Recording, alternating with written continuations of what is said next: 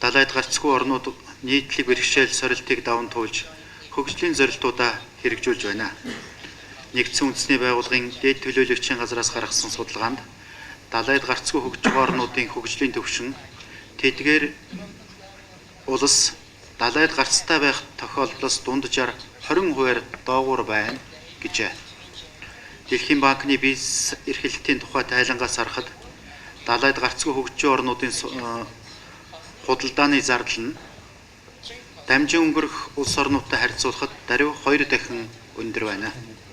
Эдгээр тоон үзүүлэлт нь судалгааны төвөөс цаашид олон үйл ажиллагааг явуулах шаардлагатай байгааг харуулж байна. Нийтлэг бэрхшээлтэй далайд гарцгүй хөгжиж буй орнуудын хувьд олон улсын түвшинд эрх ашиг байр суурийг хамгаалах, улс орныхоо хөгжлийн бодлого боловсруулах, Вений үйл ажиллагааны хөтөлбөр болон тогтвортой хөгжлийн зорилтуудаа хэрэгжүүлэхэд тус төв нь гол тулгуур болно гэдэгт итгэлтэй байна. Манай засгийн газар цаашиж тус төвийн үйл ажиллагааг дэмжин ажиллах болно.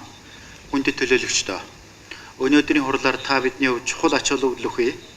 Гадаадын шууд хөрөнгө оруулалтыг нэмэгдүүлснээр эдийн засгийг төрөлжүүлэх, мэдээлэл харилцаа холбооны технологиг ашиглах, дэд бүтцийн хөгжил, транзит тээврийн коридор болон худалдааг хөнгөлүүлэх зэрэг сэдвээр судлаачдын илтгэлийг сонсож үр өгөөжтэй хэлэлцүүлгийг өрнүүлэх гэж байна.